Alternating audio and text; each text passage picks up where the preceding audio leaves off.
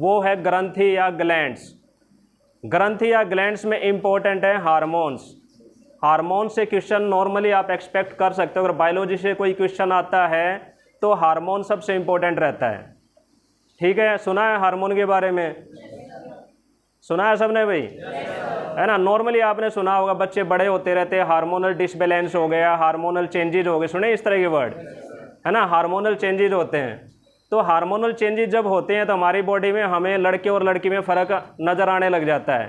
Teenage जिसको बोलते हैं ना, 12-13 साल के बाद अलग से फ़र्क दिखने लगेगा, दाढ़ी मूंछ आने लग जाए, बॉडी में चेंजेस होने लग जाएंगे, है ना। तो ये सब किसकी वजह से होता है? हार्मोन्स की वजह से होता है। इसका मतलब हमारी बॉडी में कोई चीज़ बन रही है जिसकी वजह से हमारी बॉडी में जो चेंजेज आ रहे हैं वो किसकी वजह से हैं? हार्मोन। तो सबसे पहला इंपॉर्टेंट क्वेश्चन आता है, हार्मोन किस चीज़ के बने होते हैं? है ना, हार्मोन्स किस चीज़ के बने होते हैं? सबसे इंपॉर्टेंट पहला क्वेश्चन यही आता है कि हार्मोन किस चीज़ के बने होते हैं। 4 ऑप्शन देंगे, कार्बोहाइड्रेट के, फैट के, विटामिन के, प्रोटीन के। तो किस चीज़ के बने होते हैं भाई? तो ये ध्यान रखना, जो हार्मोन्स होते हैं हमारी बॉडी में वो किसके बने हुए हैं? प्रोटीन्स के। और प्रोटीन्स को जब हमने पढ़ा था, प्रोटीन्स को क्या कहते हैं? ये बॉडी बिल्डिंग में हेल्प करते हैं ना। क्या करते हैं ये? हमारे शरीर में, जैसे बॉडी बिल्डिंग से मतलब हमारी जो कोशिकाएं मरती भी रहती हैं, सुना है ये, है ना, जो हमारी सेल्स हैं वो डेड होती रहती है, नई सेल्स बनती रहती है। इसमें कौन हेल्प करता है? प्रोटीन से ही हेल्प करते हैं। जबकि एनर्जी किससे मिलती है हमें? एनर्जी अगर एक्चुअल में देखें तो कार्बोहाइड्रेट बोलेंगे ना, कार्बोहाइड्रेट के अंदर ग्लूकोज आता है। तो एनर्जी किससे मिलती है हमें? कार्बोहाइड्रेट से, फैट से भी और प्रोटीन से भी, तीनों से मिलती है। वैसे याद है ये? लेकिन विटामिन से हमें एनर्जी मिलती है ना, विटामिन से हमें कोई एनर्जी नहीं मिलती। बट ये पीछे हम कवर करवा चुके हैं, अगर आप इंटरेस्टेड तो फिर करेंगे। लेकिन अभी हम यहीं से स्टार्ट करते हैं ना, पीछे का करेंगे तो फिर वहीं पे चलते रहेंगे। तो सबसे पहले आता है ग्लैंड्स। तो आपसे यही पूछा जाए ग्लैंड्स होते क्या है ना, सबसे पहले तो यही होता है ग्लैंड्स होता क्या है? ग्रंथि। ग्लैंड्स को हिंदी में क्या कहते हैं भाई? ग्रंथि। जो हिंदी में इंटरेस्टेड है इसको कहते हैं ग्रंथि। और ये ग्रंथि होते हैं 3 तरह की। कितने तरह की? 3 तरह की। आपका फीडबैक आता रहना चाहिए, आपका पेन चलता रहना चाहिए, ऐसे बैठने से कुछ नहीं होगा, है ना। ध्यान अपना अटेंटिव रहना पड़ेगा आपको, जो भी लिखना है कंटिन्यू लिखते रहे, है ना। है भाई, यहाँ कोई भजन थोड़ी चल रहा है, लिखना पड़ेगा। साथ के साथ नोट करते रहे ताकि जाके आप देख ले उस चीज़ को, नहीं तो सब भूल जाएंगे। ग्लैंड्स को हिंदी में क्या कहते हैं? ग्रंथि। तो ग्रंथि जो होती हैं, इससे बेसिकली जो भी ग्रंथि होगी ना आपके शरीर में, उसका मतलब उससे कुछ ना कुछ जूस निकलेगा, रस निकलेगा, रस का स्त्राव होगा, जूस का सिक्रेशन होगा। उस जूस में डिपेंड करता है कि आपका या तो हार्मोन्स होंगे या तो हार्मोन्स होंगे या दूसरे होते हैं इनके अंदर एंजाइम्स। ये इंपॉर्टेंट है, या तो हार्मोन्स होते हैं, जो भी ग्रंथि होगी या तो हार्मोन्स रिलीज करेगी या क्या रिलीज करेगी भाई? एंजाइम। तो जो रस निकलेगा उस रस के अंदर आइदर हार्मोन्स होंगे या उसके अंदर क्या होंगे? एंजाइम। ये ध्यान रखना, ग्रंथियां ये 2 चीज बनाती हैं जो इंपॉर्टेंट हैं। ठीक है, एक इंपॉर्टेंट चीज, इससे ही पहले एक चीज और आती है। जैसे अगर आप हार्मोन्स की बात करें ना, जैसे हमारे शरीर में तो क्या है, जो भी चाहे ह्यूमन बीइंग हो या जितने भी एनिमल्स होते हैं, उनके अंदर कंट्रोल 2 तरह से होता है। एक तो कंट्रोल करता है नर्वस सिस्टम, करता है भाई, है ना, नर्वस सिस्टम, जिसमें कौन कंट्रोल करता है? Mainly brain. जो आपका दिमाग होता है वो सारा का सारा फंक्शन कंट्रोल करता है, जो हमने देखे भी थे ना, वॉलेंट्री इनवॉलेंट्री सारे कौन कंट्रोल करता है? ब्रेन। लेकिन प्लांट्स के अंदर देखोगे ना, प्लांट्स के अंदर ब्रेन नहीं होता। प्लांट्स के अंदर सारा जो फंक्शन कंट्रोल करते हैं हार्मोन्स। प्लांट्स के अंदर कौन कंट्रोल करता है? प्लांट्स के अंदर अकेले हार्मोन्स कंट्रोल करते हैं, क्योंकि प्लांट्स के अंदर कोई ब्रेन नाम की कोई चीज़ नहीं होती, दिमाग कहीं नहीं होता, ना उनके अंदर ब्रेन होता है, ना नर्व्स होती है, कुछ नहीं होता। उनके अंदर कौन कंट्रोल करता है? हार्मोन्स। जब हार्मोन्स प्लांट्स के देखेंगे तो आप देखेंगे ऑक्सिन, गिबरलिन, ASA, इस तरह के कई उसमें हार्मोन्स आते हैं जो अलग अलग फंक्शन कंट्रोल करते हैं। तो यहाँ पे हम देख रहे हैं ग्रंथि ग्रंथि के अंदर क्या होंगे? आइदर हार्मोन्स होंगे या एंजाइम्स होंगे। अब मेन बात आता है, जो ग्रंथि होती है इसमें देख रहे होगे आप 3 तरह की हैं, है ना। एक है एंडोक्राइन, एक्जोक्राइन और मिक्स्ड। एंडोक्राइन को हिंदी में कहते हैं अंतःस्रावी ग्रंथि। अंतःस्रावी ग्रंथि, और ये क्या होती है? बाह्य स्रावी। ठीक है, अगर हिंदी में जैसे आप पढ़ रहे हैं तो ये क्या हो जाएगी? बाह्य स्रावी ग्रंथि। ठीक है भाई, और वो क्या हो जाएगी? अंतःस्रावी ग्रंथि। और ये वाली हो जाएगी हमारी मिश्रित ग्रंथि। कैसी ग्रंथि होगी? मिश्रित। तो हमारे 3 तरह की ग्रंथियां हैं, एंडोक्राइन, मिक्स्ड और एक्जोक्राइन। नाम से ही आपको पता लग रहा है बाह्य का मतलब क्या होता है? बाहर, मतलब बाहर की तरफ इसका काम होगा। और एंडो मतलब इसका मतलब है अंतः, मतलब ये अंदर है ना, ये क्या है? अंदर। बाह्य में जैसे आप देखोगे ना, जैसे हमारा पसीना निकलता है हमारी बॉडी से, हमारी बॉडी से जो पसीना निकलता है उसके लिए ग्रंथि होती है, उस ग्रंथि से हमारा क्या बनता है? पसीना।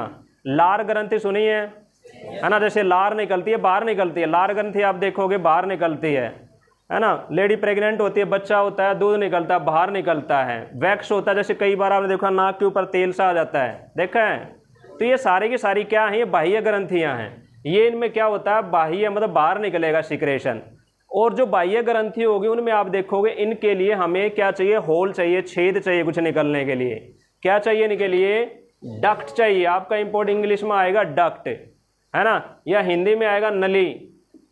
हिंदी में आएगा जिसमें नली चाहिए या डक्ट चाहिए, उन ग्रंथि को क्या कहते हैं? एक्जोक्राइन ग्लैंड या बाह्य स्रावी ग्रंथि। और ऐसी ग्रंथि जिनको हमें डक्ट या नली की जरूरत नहीं पड़ती, या जिनको हम कहते हैं डक्टलेस, बिना डक्ट वाले। हाँ जी,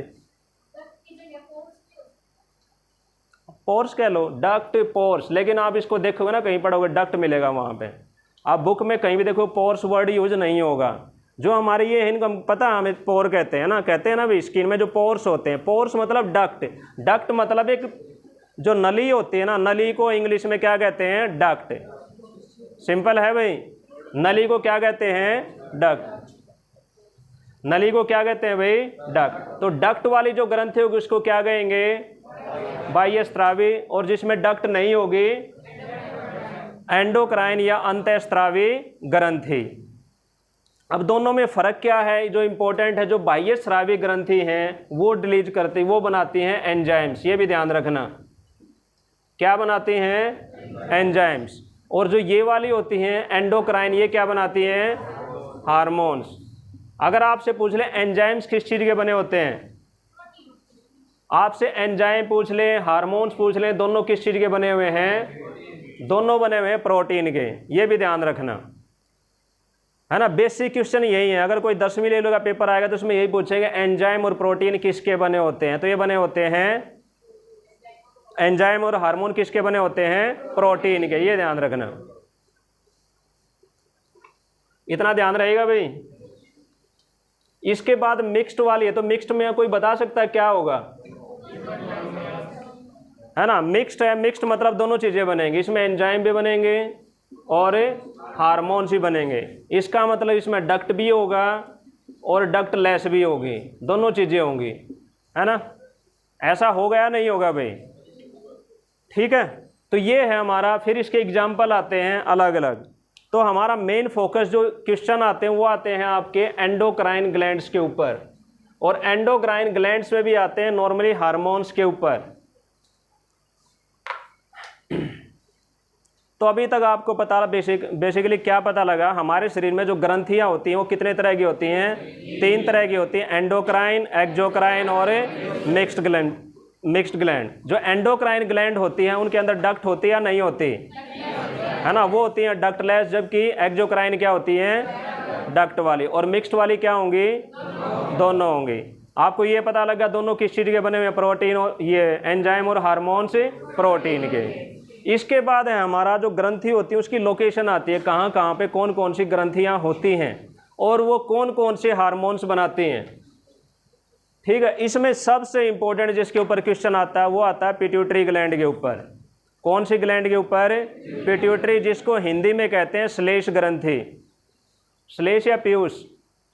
पीयूष कहते हैं ना, पीयूष।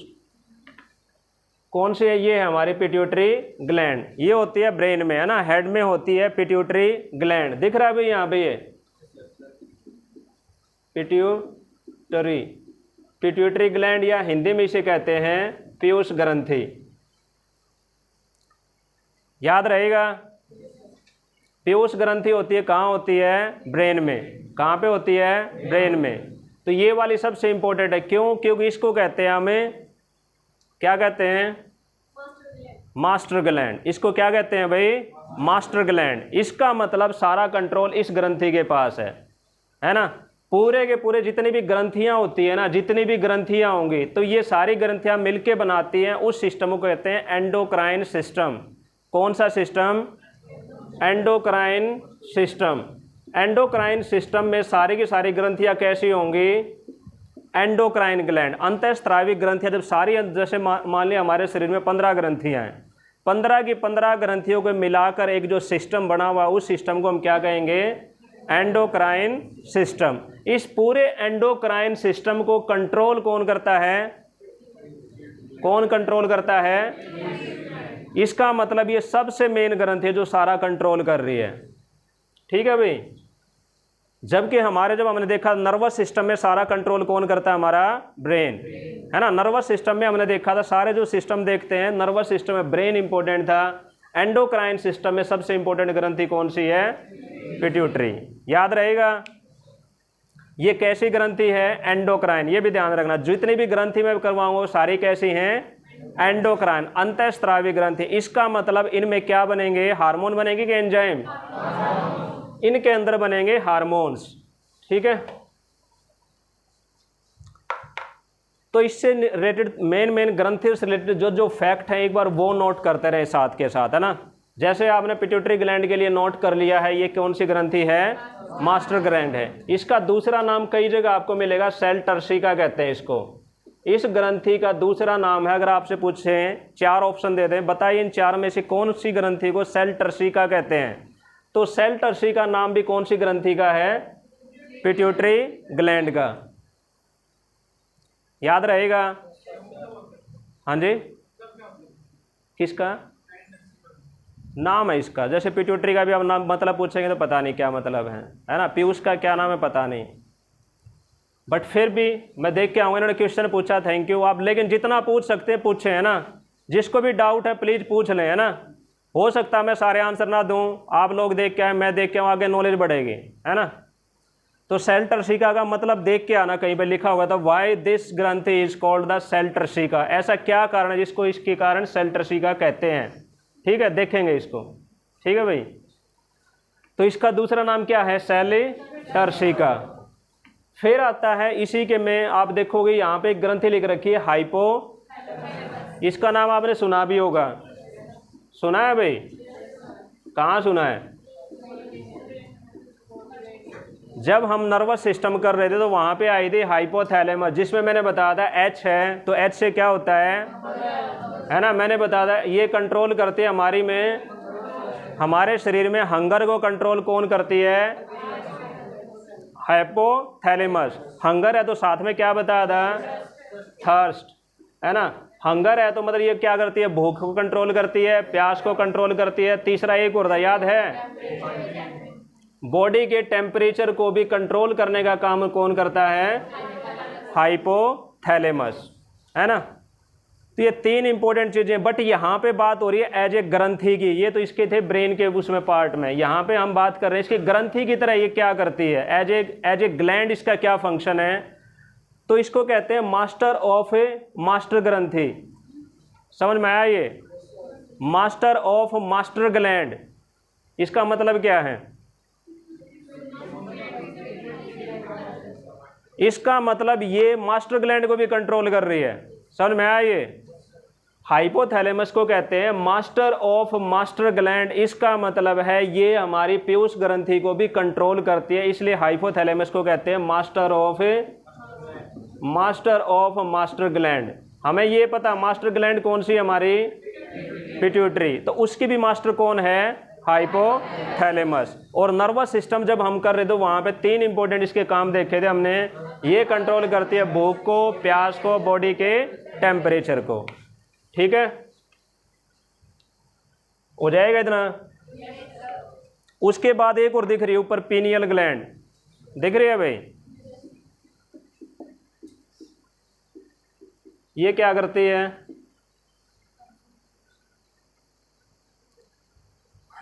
इसका एक क्वेश्चन आता है आपका, कहीं पे बुक में देखेंगे तो इसको कहते हैं तीसरी आँख, थर्ड आई। दो आई तो सबको पता है ना, ये शिव जी की, भगवान शिव शंकर की लगा के चलो। तीसरी आँख है ये हमारे शरीर में, है ना। तो तीसरी आँख कौन सी ग्रंथि को कहते हैं? पीनियल ग्लैंड को हम तीसरी आँख बोलते हैं, third I of the human body. ठीक है, याद रखना ये। इसके अलावा आपसे अगर ये पूछे हमारे शरीर में सबसे छोटी ग्रंथि कौन सी है, तो ये भी ध्यान रखना है, पीनियल ग्लैंड है। हमारे शरीर में सबसे छोटी ग्रंथि कौन सी है, तो वो कौन सी है? Pineal gland is the smallest gland in our body, ये याद रखना। ठीक है, ये भी इंपॉर्टेंट है। अगर पीनियल ऑप्शन में ना हो, है ना, हो सकता है कई जगह पीनियल ऑप्शन में ना दे, तो ध्यान रखना फिर हमारी मास्टर ग्लैंड सबसे छोटी है। सेकंड नंबर पे कौन सी है? Pituitary gland. सेकंड नंबर पे कौन सी है भाई? Pituitary gland. तो सबसे छोटी है पीनियल, लेकिन कई बार ऑप्शन में पीनियल होता ही नहीं है। जब आप देखेंगे ना क्वेश्चन में, कई बार ये देते ही नहीं है पीनियल, तो वहाँ पे कई बार ऑप्शन में पिट्यूटरी देते, तो हमें किस पे जाना पड़ेगा? पिट्यूटरी ग्लैंड पे जाना पड़ेगा, ये भी ध्यान रखना। इससे रिलेटेड एक फैक्ट और है जो इम्पोर्टेंट है, वो ये है, जो पीनियल ग्लैंड है ये हमारे लिए काम करते हैं बायोलॉजिकल क्लॉक का। क्या मतलब बायोलॉजी क्लॉक का, कोई बता सकता है? बायोलॉजिकल क्लॉक का मतलब ये है, आपका डेली का सोने का, जागने का जो टाइम होता है ना, उसको कंट्रोल कौन करती है? Pineal gland. आप डेली 10 बजे सोते हो, अगर डेली 4 बजे उठ रही है तो ये 4 बजे उठाएगी आपको। ये है आपका, क्या कहते हैं इसको, अलार्म क्लॉक लगा लो ना, जो आप अलार्म लगाते हो एक तरह से, उस टाइप का काम करती है। तो ये कैसा काम करती है? जो बायोलॉजिकल क्लॉक, है ना। बायो समझते हैं ना, बायो, है ना। एक तो डिजिटल हो गया, घर में लाग लगा दिया, मोबाइल हो गया, क्या है? डिजिटल क्लॉक है। लेकिन ये क्या है? बायोलॉजिकल। बायोलॉजी से मतलब आपके जीवित है एक तरह से। तो बायोलॉजिकल क्लॉक की उनसी ग्रंथि को कहते हैं? पीनियल ग्लैंड को। याद रहेगा?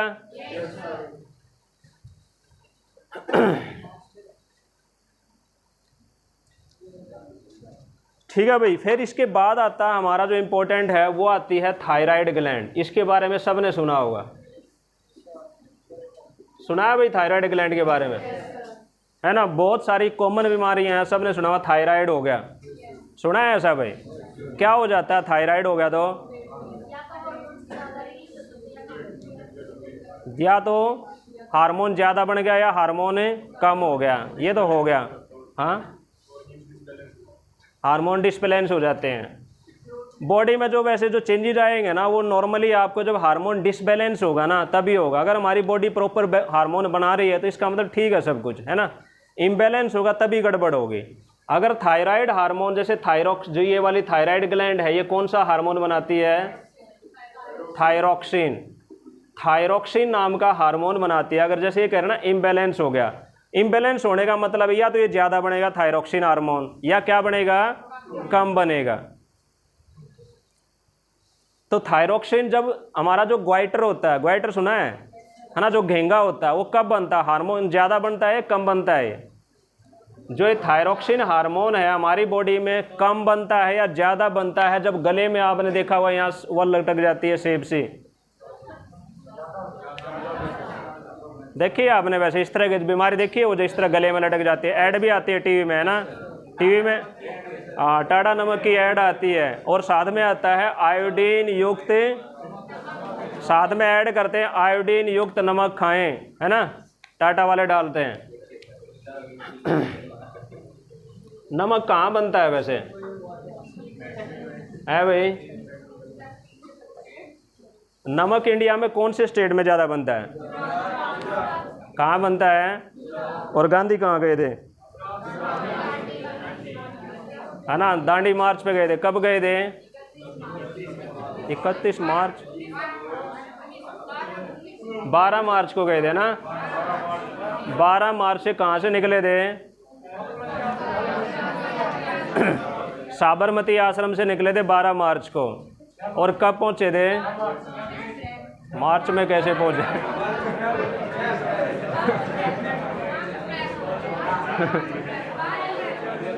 1 साल थोड़ी लगेगा, अगले साल को जा रहे हो। 12 मार्च को निकले और कब पहुँचे?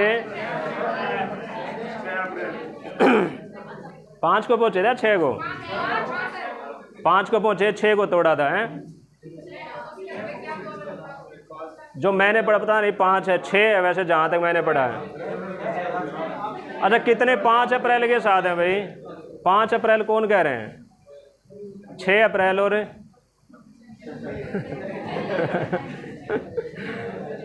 वैसे 6 अप्रैल को गए थे वहाँ पे ना, 6 अप्रैल को पहुँचे। तो कितने बंदे दिन के पीछे?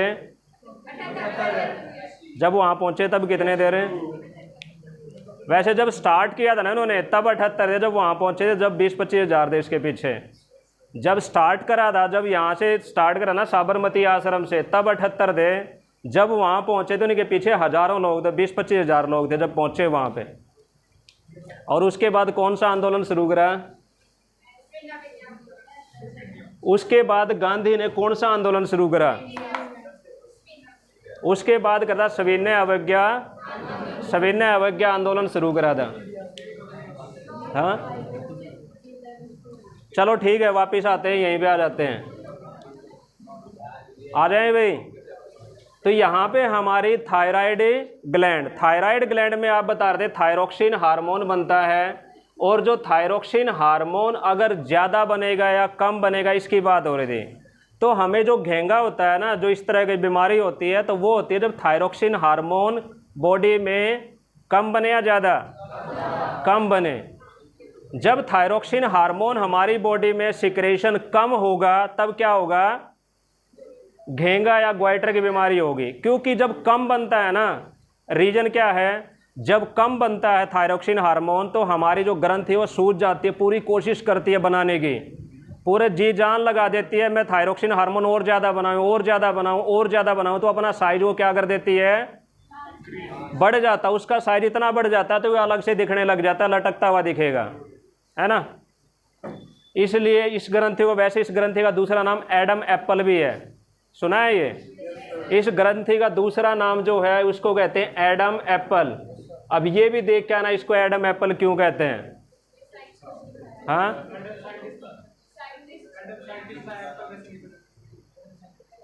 ठीक है।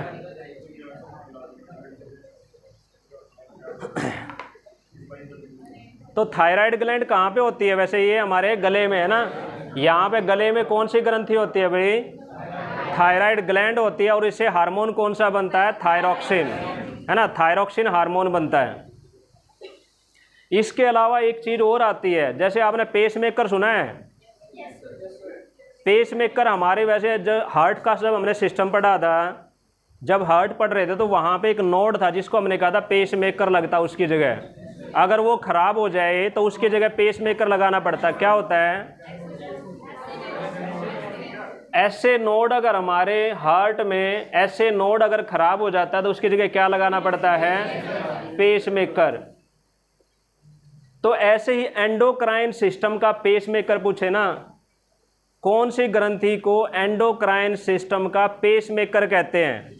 एक तरह से धड़कन कहते हैं, उसको चलाने का काम करती है, तो उसको किसको कहते हैं? थायराइड ग्लैंड को। एंडोक्राइन, ये इंपॉर्टेंट क्वेश्चन, ये भी ध्यान रखना, एंडोक्राइन सिस्टम का या अंतःस्रावी ग्रंथि का जो तंत्र है उसका पेसमेकर कौन सी ग्रंथि को कहते हैं? कौन सी ग्रंथि को भाई? Thyroid gland. तो ये ध्यान रखना, थायराइड ग्लैंड को हम कहते हैं पेसमेकर ऑफ एंडोक्राइन सिस्टम।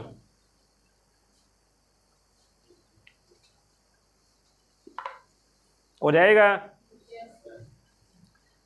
इसके बाद है हमारी ग्रंथि है parathyroid gland. Parathyroid gland, parathyroid gland. Parathyroid जो ग्लैंड या ग्रंथि होती है, जस्ट जहाँ पे थायराइड ग्रंथि होती है ना फ्रंट पे, यहाँ पे फ्रंट पे, इसके जस्ट पीछे, यहाँ पीछे की तरफ इधर, यहाँ पे कौन सी ग्रंथि होती है? पैराथायराइड। थायराइड सामने होती है, पैराथायराइड पीछे होती है। वैसे पै से पैराथायराइड, पै से पीछे, पीछे की तरफ होती है पैराथायराइड। और वैसे भी आगे मैं दिखाऊंगा, उसमें 4 छोटे छोटे डॉट्स होती है, 4 ग्रंथियाँ होती है पैराथायराइड की, है ना। टोटल कितनी होती हैं? 4 ग्रंथियां होती हैं, कौन सी? पैराथायराइड ग्रंथि की। याद रखेंगे। इससे एक हार्मोन निकलता है, जैसे इस वाले से आपने देखा था थायरोक्सिन हार्मोन है, इससे निकलेगा पीटीएच हार्मोन, पीटीएच। अब पीटीएच की फुल फॉर्म क्या है? पैराथायरोक्सिन हार्मोन। सिंपल है, उससे थायरोक्सिन था, इससे क्या है? पैराथायरोक्सिन हार्मोन। कौन सा हार्मोन है? पैराथायरोक्सिन हार्मोन, पैराथायरोक्सिन हार्मोन। किस चीज़ का बना है ये? है ना, कोई सा भी हार्मोन है, किसका बना है? प्रोटीन का, पैराथायरोक्सिन हार्मोन। अब पैराथायरोक्सिन हार्मोन का जो इंपॉर्टेंट जो फंक्शन आता है, आपसे काम पूछते हैं कि पैराथायराइड ग्लैंड का क्या काम है। तो पैराथायराइड ग्लैंड का मेन काम है कैल्शियम और फास्फोरस का जो अमाउंट है, जो लेवल है ब्लड के अंदर, उसको कंट्रोल करना। किसका? कैल्शियम और फास्फोरस। कैल्शियम और फास्फोरस के लेवल को कंट्रोल करने का काम करती है पैराथायराइड ग्लैंड। कैल्शियम और जो फास्फोरस हैं, ये किस लिए यूज होते हैं? वैसे हमारे शरीर में किस लिए चाहिए ये? बोन्स के लिए। जो हड्डियां होती है, जो दांत होते हैं हमारे, किसके बने होते हैं? कैल्शियम और फास्फोरस के बने होते हैं। ठीक है, तो इनकी ज़्यादा मात्रा भी खतरनाक है। अगर ये ज़्यादा हो जाएंगे, जैसे हमारी बॉडी में ज़्यादा हो गए, है ना, तो क्या हो जाएगी? इनसे स्टोन हो जाएगा। सुना है स्टोन? स्टोन का फार्मूला क्या है? कैल्शियम में, अगर ये ज़्यादा हो गए तो बन जाएगा कैल्शियम ऑक्जेलेट। कैल्शियम ऑक्जेलेट ये नाम है जो हमारी किडनी में पथरी हो जाती है ना, स्टोन हो जाती है। अगर आपसे पूछे जो किडनी हो जाती है, स्टोन हो जाता है, उसका रासायनिक नाम क्या है, तो उसका केमिकल नेम है कैल्शियम ऑक्जेलेट। ये इंपॉर्टेंट है। स्टोन का जो दूसरा नाम है, जो पथरी हो जाती है किडनी के अंदर, उसका नाम क्या? रासायनिक नाम है कैल्शियम ऑक्जेलेट। याद रखना ये। तो अगर ये मान लिया गड़बड़ हो जाए तो ये क्या हो सकता है? हमारे शरीर में पथरी बन सकती है। तो एक तरह से ये हमारे अमाउंट किसको कंट्रोल करता है? कैल्शियम का जो अमाउंट है डिपेंड करता है। नॉर्मली आपका जो ऑप्शन आता है ना, अकेला कैल्शियम देते हैं। कैल्शियम का कंट्रोल कौन करता है? या दोनों आ गए तो ध्यान रखना कौन कंट्रोल करेगा? पीटीएच। कौन कंट्रोल करेगा भाई? पीटीएच हार्मोन करेगा, जिसको कहते हैं पैराथायरोक्सिन हार्मोन। याद रहेगा? पैराथायरोक्सिन हार्मोन। यहां तक किसी को कोई डाउट भाई?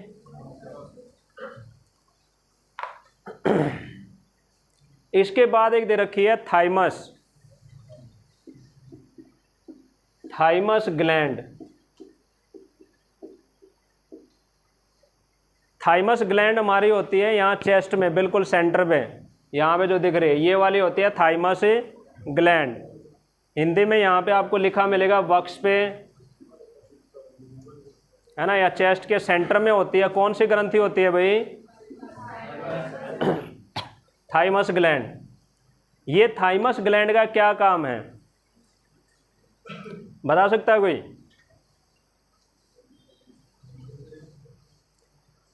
थाइमस ग्लैंड का काम है हमारा, जैसे जैसे एज बढ़ती जाती है ना, थाइमस ग्लैंड हमारी बॉडी से गायब हो जाती है। जैसे जैसे एज बढ़ती जाएगी, थाइमस ग्लैंड का जो काम है वो ख़त्म होता चला जाएगा, उसका फंक्शन ख़त्म हो जाएगा। इसका मेन काम है शरीर की इम्यूनिटी बढ़ाना, शरीर की इम्यूनिटी बढ़ाना, रोगों से लड़ने की क्षमता बढ़ाना। ये किसका काम है? थाइमस ग्लैंड का। इसको नॉर्मली कई जगह आपको बुक्स में मिलेगा 15-16 साल, 15 ईयर, 15 ईयर्स के बाद ये गायब हो जाती है। ये नॉर्मली बच्चों में मिलती है ना। तो 15 साल तक बच्चों में रोगों से लड़ने के लिए, इम्यूनिटी बढ़ाने के लिए ये क्या करती है? हेल्प करती है। हेल्प क्यों करती है? क्योंकि ये हेल्प करती है टी सेल बनाने में। कौन सी सेल? याद है ये? याद है ना? लिम्फोसाइट में हम जब पढ़ रहे थे तो वहाँ पे एक लिम्फोसाइट के अंदर थी टी सेल, और लिम्फोसाइट के किसकी सेल थी? WBC की।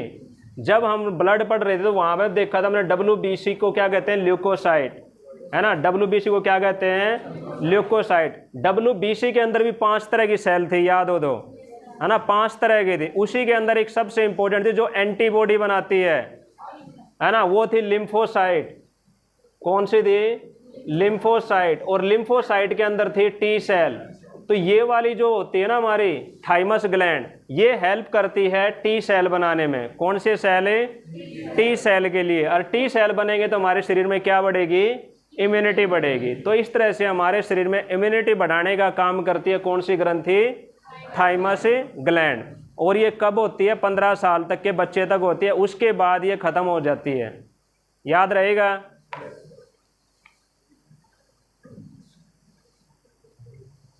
उसके बाद है सबसे इंपॉर्टेंट, जिस पे नॉर्मली क्वेश्चन आते हैं। धीरे धीरे होते बेटे, 15 तक भी चल जाएगी, 16 तक भी, 17 तक। बाकी रिसर्च चल रही है, पूछेंगे, कोई रिसर्च डॉक्यूमेंट पढ़ के बताएंगे। आपको ये ध्यान रखना है, बस ये इम्यूनिटी के लिए काम आते हैं। आपसे क्वेश्चन इतना आएगा, ये भी नहीं आएगा 15 साल में खत्म होती है कि 13 साल में। आपसे ये आएगा इम्यूनिटी के लिए कौन सी ग्रंथि हेल्प करती है, तो कौन सी ग्रंथि है? Thymus gland. ठीक है भाई। फिर है हमारी पैंक्रियाज, जो सबसे इंपॉर्टेंट है, क्योंकि पैंक्रियाज से बनता है हमारा सबसे इंपॉर्टेंट हार्मोन इंसुलिन। कौन सा हार्मोन बनता है? और इस पे क्वेश्चन बहुत बार आता है इंसुलिन के ऊपर, है ना? सुना भी होगा सबने, इंसुलिन अपने आप कहेगा, नाम तो सुना ही होगा, है ना? इस तरह का काम है इसका, सबने सुना होगा। सुना है भाई? कितनों ने सुना है? सही बताना बिल्कुल। कितनों ने? तो आपने नहीं सुना है ना? कितनों ने नहीं सुना? ओके, ठीक है, ठीक है। इंसुलिन किस लिए? जिसने सुना है, क्या करते हैं इंसुलिन से? हाँ, जिसका शुगर की बीमारी हो जाती है उनको क्या लगते हैं? इंसुलिन के इंजेक्शन ढुकते हैं ना। यही होता है, नहीं होता भाई? जिसको भी ये बीमारी हो जाती है, शुगर की, डायबिटीज की, मधुमेह की, उनको क्या लेने पड़ते हैं? इंसुलिन के इंजेक्शन लेने पड़ते हैं। इंसुलिन क्या है? इंसुलिन क्या है? एक हार्मोन है। तो किसका बना होगा ये? प्रोटीन का बना होगा। तो ये जो पैंक्रियाज को हिंदी में क्या कहते हैं भाई? अग्नाशय ना? अग्नाशय। पैंक्रियाज को हिंदी में कहते हैं, समझ में आ रहा है? पक्का? यहीं से समझ रहे हो? कंटिन्यू करें? ठीक है। इसको क्या है भाई? अग्नाशय।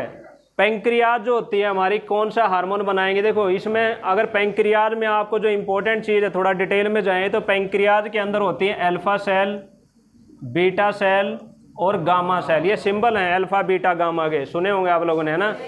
अल्फा को ऐसे लिखते हैं इस तरह से, अल्फा, ये बीटा, ये गामा।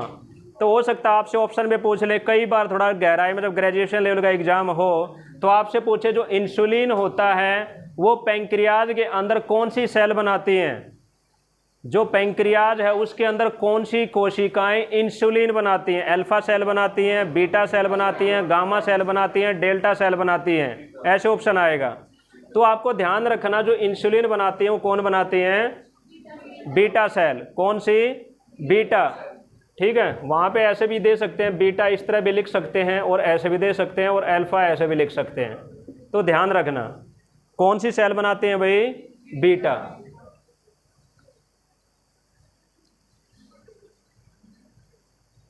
ठीक है। वो इंसुलिन बन गया, क्या करेगा ये पैंक्रियाज है, पैंक्रियाज ने क्या बना दिया? बीटा सेल है, बीटा सेल ने क्या बना दिया? इंसुलिन बना दिया। अब इंसुलिन क्या करेगा? हमारे ब्लड के अंदर क्या करेगा? हमारे ब्लड के अंदर शुगर के लेवल को कंट्रोल करने का काम कौन सा हार्मोन करता है? तो क्वेश्चन यही आएगा, हमारे रक्त के अंदर, हमारे ब्लड के अंदर ग्लूकोज के लेवल को कंट्रोल करने का काम कौन सा हार्मोन करता है? तो वो कौन करता है? इंसुलिन। ठीक है। हमारे ब्लड में शुगर कैसे बढ़ेगी? जब आप ज़्यादा मीठी चीज़ें खाओगे, यही होता है। जिसको शुगर की बीमारी होती है तो उसको क्या कहते हैं डॉक्टर? है ना, मीठा मत खाना ज़्यादा, है ना, यही तो कहते हैं भाई। दूध नॉर्मल पियो, खाना भी है तो नॉर्मल अपना फ्रूट खा लो, मीठी चीज़ें अवॉइड करो। क्योंकि मीठी चीज़ें खाओगे तो हमारे ब्लड के अंदर क्या बढ़ेगा? हमारे जो ब्लड की जो पाइप्स हैं, है ना, जो ब्लड जो चल रहा है हमारे उसमें आर्टरीज में और वेन्स के अंदर जो ब्लड चल रहा है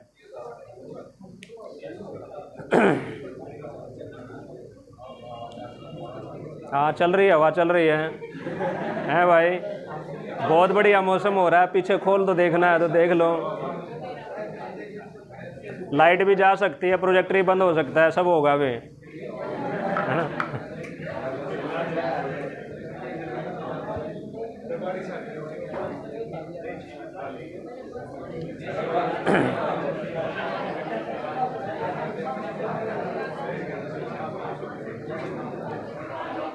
ठीक है, कंटिन्यू करें। हाँ जी,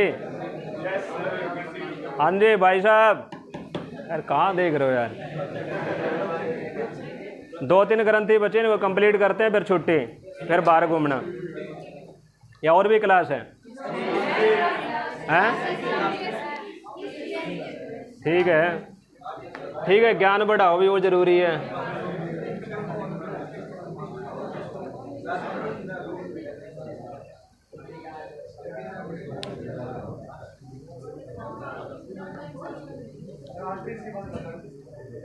हाँ भाई कपिल, कहाँ देख रहे हो यार, इधर इधर घूमो पहले, तो उधर मत देखो, इधर ही देखो फिर।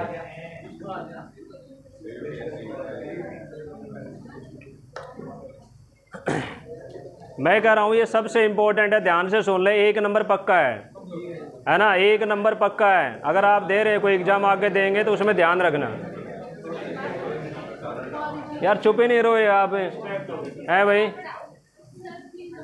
यहाँ पे देखो, हमारा जो मैंने ये बताया, पैंक्रियाज में कौन सी सेल होती है? Beta cell. और बीटा सेल क्या बनाती है? इंसुलिन। और इंसुलिन हमारी बॉडी के अंदर, ब्लड के अंदर किसको कंट्रोल करती है? शुगर के, क्या बात है, जोश है भाई, शुगर के लेवल को। और जो शुगर होती है, वो एक्चुअल में क्या होता है हमारे ब्लड के अंदर? ग्लूकोज। तो ग्लूकोज के लेवल को कंट्रोल करती है। अब ग्लूकोज के लेवल को कंट्रोल कैसे करती है?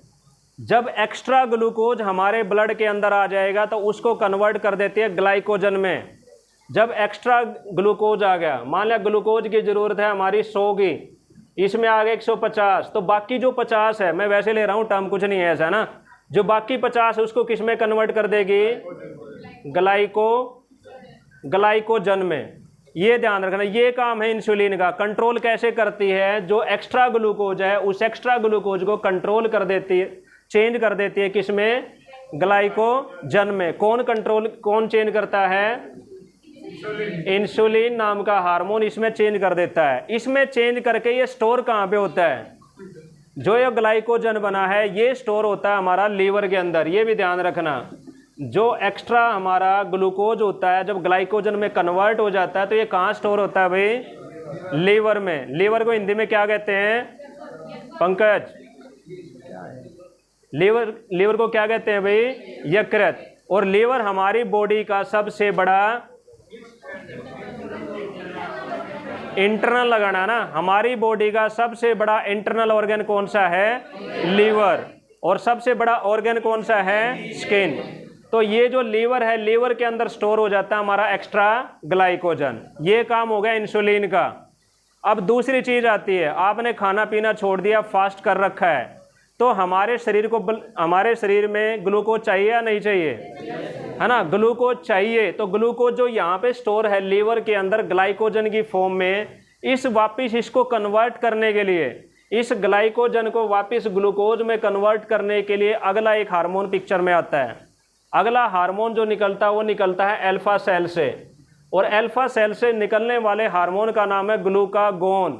ध्यान रखना, क्या नाम है? ग्लूकागोन। ग्लूकागोन नाम का हार्मोन वापस इस ग्लाइकोजन को किस में कन्वर्ट कर देता है? ग्लूकोज के अंदर। ये साइकिल समझ में आया? समझ में आया भाई? ये ग्लूकोज का घूमने का साइकिल। दोबारा देखना, एक बार ध्यान से देखना। हमारी पैंक्रियाज के अंदर अभी मैंने 2 तरह की सेल बताई है जो मेन इंपॉर्टेंट है, अल्फा सेल और बीटा सेल। गामा को भी छोड़ देते हैं, अल्फा सेल को भी छोड़ देते हैं। अभी पहले आते हैं बीटा सेल। बीटा सेल क्या बनाती है? इंसुलिन। मैंने कहा इंसुलिन का काम है हमारा इंपॉर्टेंट, जब ग्लूकोज हमारे ब्लड के अंदर ज़्यादा हो जाता है, जब ज़्यादा ग्लूकोज हो जाएगा तो हमें क्या करना पड़ेगा? उसको निकालना पड़ेगा ब्लड से। उसको ब्लड से निकालने का काम करवाता है इंसुलिन। इसको किस में कन्वर्ट कर देता है? ग्लाइकोजन में। स्टोर कहाँ कर देता है? लीवर में। अब हमारे शरीर को किसकी जरूरत है? ग्लूकोज की, है ना। कम पड़ गया, ब्लड के अंदर कम पड़ गया, कम पड़ेगा तो वापस क्या करेगा? लीवर में क्या स्टोर है? ग्लाइकोजन। इस ग्लाइकोजन को वापस ग्लूकोज में कन्वर्ट करने का काम कौन करेगा? ग्लूकागोन। और ये ग्लूकागोन कौन सी सेल से बनेगा? अल्फा सेल से। पैंक्रियाज की अल्फा सेल से बनेगा ग्लूकागोन। कोई डाउट है? दोबारा बताऊं? समझ में आ गया ये, है ना। इंपॉर्टेंट, ये ध्यान रखना। इस तरह से हमारे शरीर में शुगर का लेवल कंट्रोल होता है। समझ में आया कैसे कंट्रोल हुआ शुगर का लेवल? अब ये शुगर का लेवल गड़बड़ कब होता है? जब हमारे शरीर में इंसुलिन बनना कम होगा या ज़्यादा होगा? जब, क्योंकि आप इंसुलिन का इंजेक्शन ले रहे हैं तो ऑब्वियस है आपके शरीर में इंसुलिन कम बन रहा है। कम बन रहा है तभी आपको इंजेक्शन लेना पड़ रहा है। कम बन रहा है इसका मतलब जो शरीर में जो ब्लड के अंदर ग्लूकोज वो बढ़ता जा रहा है, बढ़ता जा रहा है, बढ़ता जा रहा है। अब उसको कम करने के लिए आपको बाहर से क्या देना पड़ रहा है? इंसुलिन। वो इंसुलिन जब देंगे तो किस में कन्वर्ट करेगा वापस? ये ग्लाइकोजन में। इससे हमारा क्या हो जाएगा? ब्लड में शुगर का लेवल कंट्रोल में आ जाएगा। ठीक है, इसलिए देते हैं इंसुलिन के इंजेक्शन। कोई डाउट? इसके बाद है जो इंपॉर्टेंट है वो है एड्रिनल। एड्रिनल सुना है भाई आपने?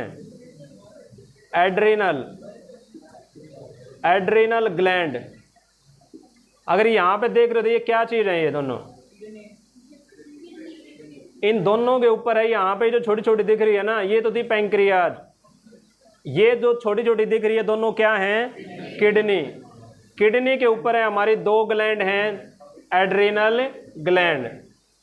हिंदी में आपका मिलेगा अधिवर्क या अधिवक्र, कुछ ऐसे ग्रंथि होती हैं, अधिवक्र ग्रंथि, है ना।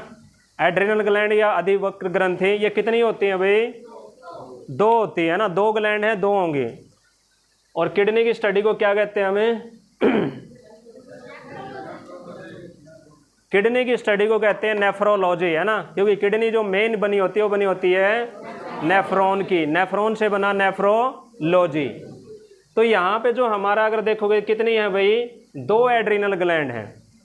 इससे में सबसे इंपॉर्टेंट वैसे हार्मोन कौन सा बनेगा? सीधा सीधा इसके पीछे लगा दो, एड्रीनलिन।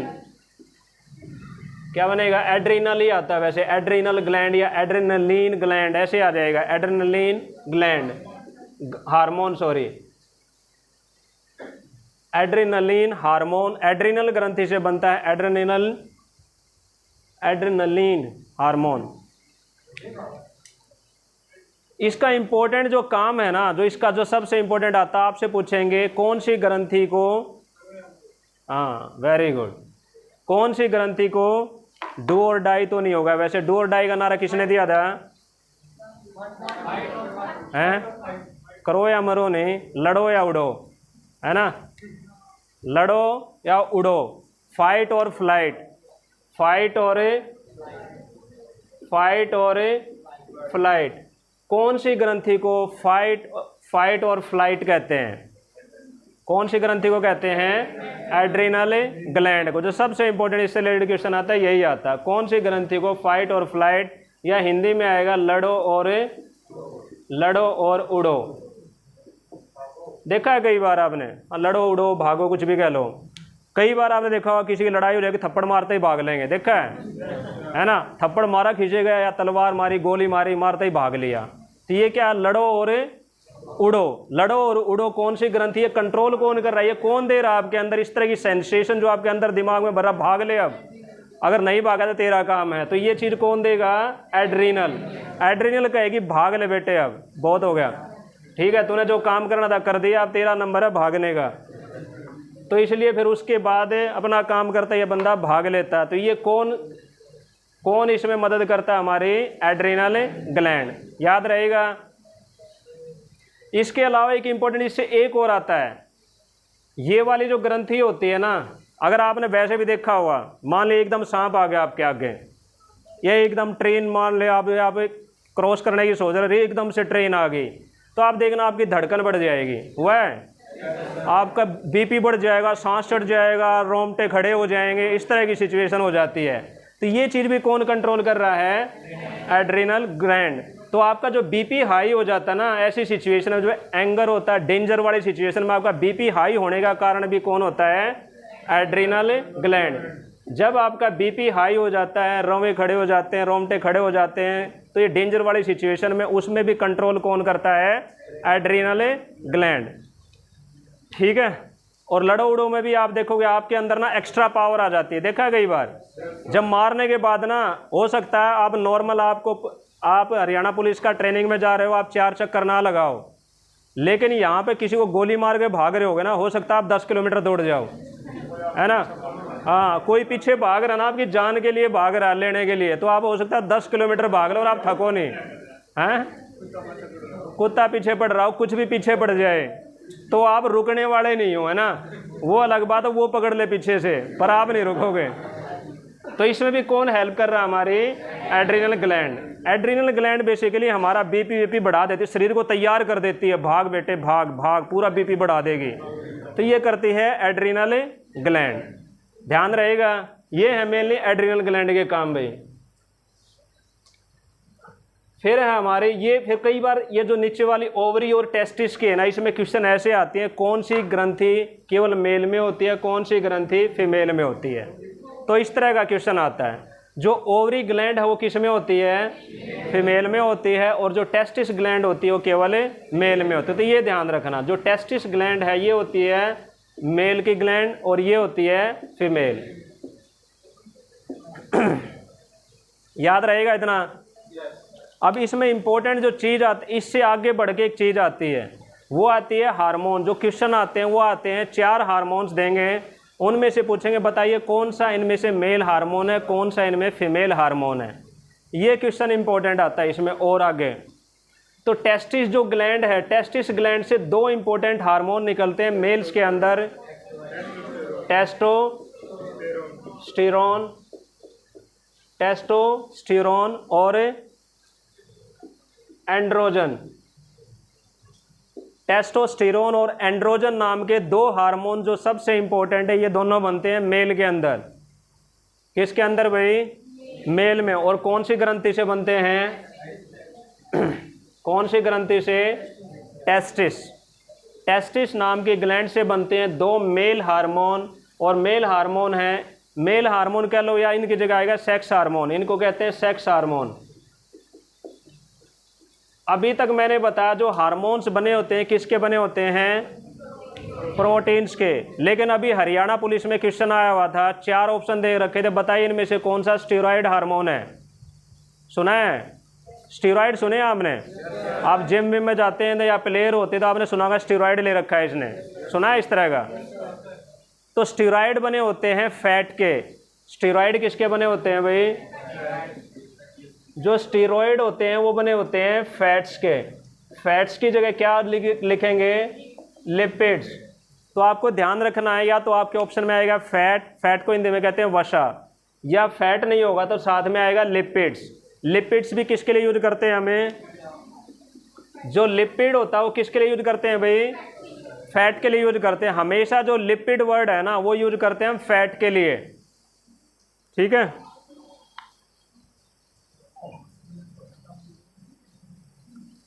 अगर किसी ने कोलेस्ट्रॉल का टेस्ट कराया हो, कोलेस्ट्रॉल के बारे में सुना मदर फादर का, तो उसमें एक आता है, डॉक्टर कहते हैं लिपिड प्रोफाइल करा लो इसका, सुना है? ये एक टेस्ट होता है लिपिड प्रोफाइल, कि इसका लिपिड प्रोफाइल करवा लो एक बार।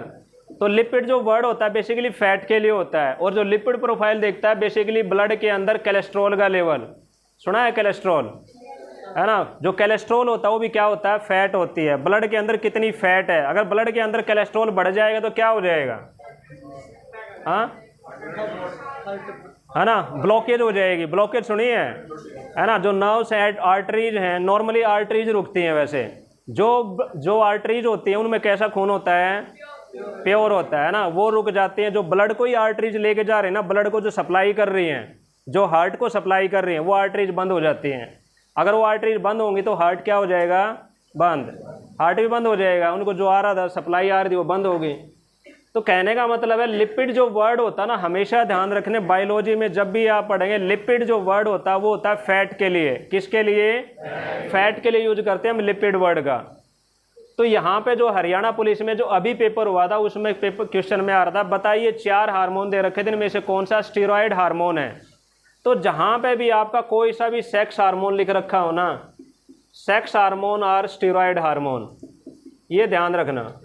जो सेक्स हार्मोन है, जो मेल वाले या फीमेल के हैं, वो कैसे हार्मोन हैं, स्टेरॉयड हार्मोन है। इसका मतलब ये हार्मोन प्रोटीन से नहीं बने हैं, ये किससे बने हैं, फैट से। ये हार्मोन बने हुए हैं फैट से या लिपिड से, याद रहेगा। सेक्स हार्मोन वैसे भी एस से एस याद रख लो, एस ये सेक्स में और एस से ही क्या है, स्टेरॉयड है। तो मेल में जैसे मैंने बताया 2 हार्मोन इंपॉर्टेंट थे, टेस्टिस से बनते हैं, टेस्टोस्टेरोन और एंड्रोजन। जबकि फीमेल में 2 हार्मोन कौन कौन से हैं जो इंपॉर्टेंट हैं, एस्ट्रोजन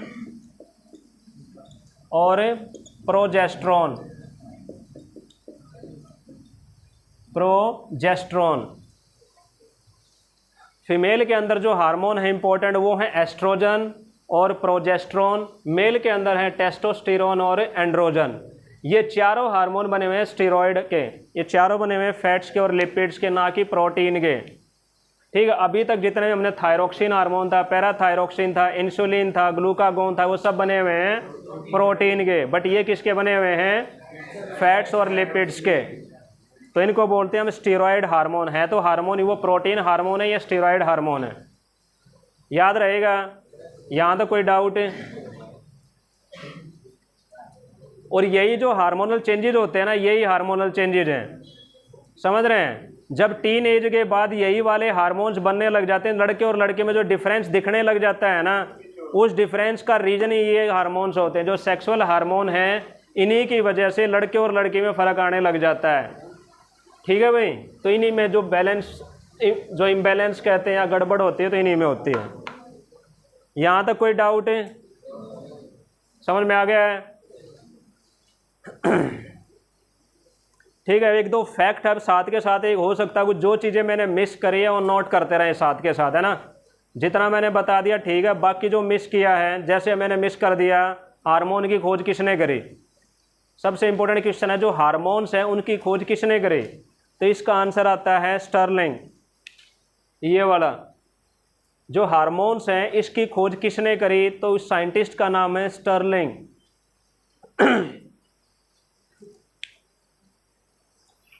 ठीक है, बाकी मैंने बता दिया एंडोक्राइन और ये वो सब बता दिया, किसके बने होते हैं, प्रोटीन के बने होते हैं, ये सब हो गया है, हो जाएगा। इसके बाद एक चीज़ और मैंने जो मिस करी है वो ये है, जैसे हमारा जो हार्मोन्स मैंने छोटा तो बता दिया है ना, अब दूसरा एक क्वेश्चन आता है सबसे बड़ा हार्मोन नहीं, सबसे छोटी ग्लैंड तो मैंने बता दी है ना, सबसे बड़ी ग्लैंड कौन सी है, जो लार्जेस्ट ग्लैंड है हमारी बॉडी में वो कौन सी है, ये क्वेश्चन आता है। दूसरा क्वेश्चन आता है बताइए हमारी बॉडी में कौन सी ग्लैंड मिक्स्ड ग्लैंड है, ये भी आता है। ये दोनों इंपॉर्टेंट क्वेश्चन है। स्मॉलेस्ट मैंने बता चुका हूं, स्मॉलेस्ट याद है भाई, कौन सी है ना, पीनियल सबसे छोटी ग्रंथि, और सबसे बड़ी कौन सी है, लीवर, सबसे बड़ी है लीवर, ये ध्यान रखना, सबसे बड़ी ग्रंथि है लीवर। लेकिन ये भी नहीं आएगा ऑप्शन में, हो सकता है ये ऑप्शन में आए ही ना, क्यों, क्योंकि आपसे वो क्वेश्चन में पूछेगा बताइए सबसे बड़ी एंडोक्राइन ग्लैंड कौन सी है, सब ये, क्योंकि जो लीवर है ये है एक्सोक्राइन ग्लैंड। लीवर कैसी ग्रंथि है, एक्सोक्राइन, एक्सोक्राइन है, इसका मतलब इसमें क्या होगा, एंजाइम वगैरह बनते होंगे, है ना। इसमें हार्मोन नहीं बनाती, ये वाली ग्रंथि क्या नहीं बनाती, हार्मोन्स नहीं बनाती। तो ये कैसी ग्रंथि हमारी, एक्सोक्राइन है, बाह्य स्रावी ग्रंथि है। लेकिन क्वेश्चन क्या आएगा, सबसे बड़ी अंतःस्रावी ग्रंथि कौन सी है, तो वो है थायराइड ना, वो है थायराइड, ये ध्यान रखना। कौन सी है भाई, कौन सी ग्रंथि है, थायराइड ग्रंथि सबसे बड़ी अंतःस्रावी ग्रंथि है। और मिक्स्ड ग्लैंड में आता है, मिक्स्ड ग्लैंड में आता है पैंक्रियाज। ठीक है, मिक्स्ड में आएगा। पैंक्रियाज या अग्नाशय, यहाँ दिख रहा है भाई, यहाँ तक दिख रहा है पीछे या छुप गया है ये? पैंक्रियाज कैसी है? मिक्स्ड ग्लैंड है ना। ये ध्यान रखना, तीनों इंपॉर्टेंट। छोटी सबसे कौन सी है, बड़ी कौन सी है? ओवरऑल बड़ी है लीवर। एंडोक्राइन सबसे बड़ी कौन सी है? थायराइड। और सबसे छोटी सबसे ये क्या है, ये मिक्स्ड कौन सी है? हो जाएगा। अगर आपने डाइजेस्टिव सिस्टम याद हो तो इससे मैंने बताया था क्या निकलते, 3 हार्मोन निकलते हैं, याद हो तो 3 एंजाइम निकलते हैं। सॉरी, ट्रॉली याद है ना? मैंने बताया था ट्रॉली के नाम से 3 एंजाइम निकलते हैं, है ना। इससे 3 एंजाइम निकलते हैं ट्रॉली के नाम, ट्रिप्सिन, एमिलेज और लिपेज। तो ये एंजाइम भी निकाल रही है, ये तो एंजाइम हो गए। और अभी हमने पढ़ा इंसुलिन भी बनाती है ना। तो ये क्या है? हार्मोन। हार्मोन भी बन गए, एंजाइम भी बन गए। तो ये कैसी ग्रंथि हो जाएगी? मिक्स्ड ग्रंथि हो जाएगी। कौन सी? पैंक्रियाज एक मिक्स्ड ग्रंथि है ना। ठीक है भाई, 2 मिनट बचे हैं 1 घंटा होने में, आगे देखते हैं फटाफट। देखो इसमें कुछ मिक्स किया है तो देख लो। स्मॉलेस्ट हो गई, ये स्मॉलेस्ट वैसे सेकंड नंबर की स्मॉलेस्ट है। पहली कौन सी है? पीनियल है। मास्टर ग्लैंड पिट्यूटरी है। थर्ड आई ये हो गया। लार्जेस्ट एंडोक्राइन ये होगी। लार्जेस्ट ग्लैंड ये होगी। Stress kicks the ecosystem into high gear, ये वही का दे रखा हो, भागने दौड़ने वाला वो सब है। ये यहाँ पे वही पोजीशन दिखा रखी है जो अभी वहाँ देख रहे थे। ये कौन कौन से? पीनियल, सेरिबेलम में नर्वस सिस्टम में हमने पढ़ा था, अभी नहीं बता रहा क्या है। स्पाइनल कॉर्ड ही पढ़ा, ये भी पढ़ा, ये सब पढ़ रखा है। यहाँ पे एक चीज़ मैंने और नोट कर रखी है जो आप नोट कर सकते हैं कि कौन से हार्मोन को स्लीप हार्मोन कहते हैं। स्लीप सुना है वही, सोना है ना। कौन सा हार्मोन हमें सुलाने में हेल्प करता है ना? स्लीप हार्मोन किसको कहते हैं? तो ये है मेलाटोनिन।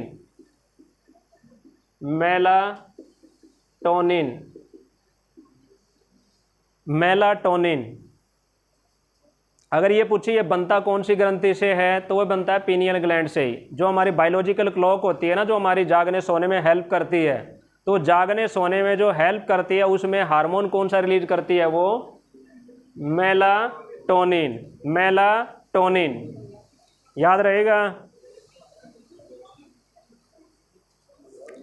या अगर ऐसे आ जाए, जैसे अभी तो स्लीप हार्मोन आया, या आ जाए हार्मोन ऑफ डार्कनेस कौन सा है? कौन से हार्मोन को हार्मोन ऑफ डार्कनेस, है ना। ये भी ध्यान रखिए, एक ही चीज़ है, मतलब हार्मोन ऑफ डार्कनेस या स्लीप हार्मोन एक ही बात है। हार्मोन ऑफ डार्कनेस तो वो भी कौन सा है भाई?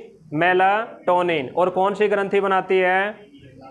पीनियल ग्रंथि, जिसको हम तीसरी आंख बोलते हैं। Third I of the endocrine system is the pineal gland, है ना। तीसरी आंख है हमारी उसकी। और कहाँ पे होती है? वैसे बिल्कुल सेंटर में ही होती है, दोनों आंखों के बीच में सेंटर में। यहाँ से छेद करेंगे ना, सीधी मिलेगी। तो वो कौन सी ग्रंथि है? पीनियल। याद रहेगा। ये और नोट कर लो, ये भी कर सकते हो एक इंपॉर्टेंट जो मैंने सर्कल लगा रखा है। अगर आपसे ये पूछे जो एंडोक्राइन सिस्टम है इसकी खोज किसने करी? पूरे एंडोक्राइन सिस्टम की खोज करी थी एडिसन ने। हार्मोन की खोज करी स्टर्लिंग ने। पूरे एंडोक्राइन सिस्टम समझ में आ गया भैया आप लोगों को? जितनी भी एंडोक्राइन ग्लैंड हैं उन सारा का सारा एक सिस्टम बनाती है ना, सारी मिलकर एक सिस्टम बनाती हैं। तो उस सिस्टम की खोज कौन से वैज्ञानिक ने करी? एडिसन ने।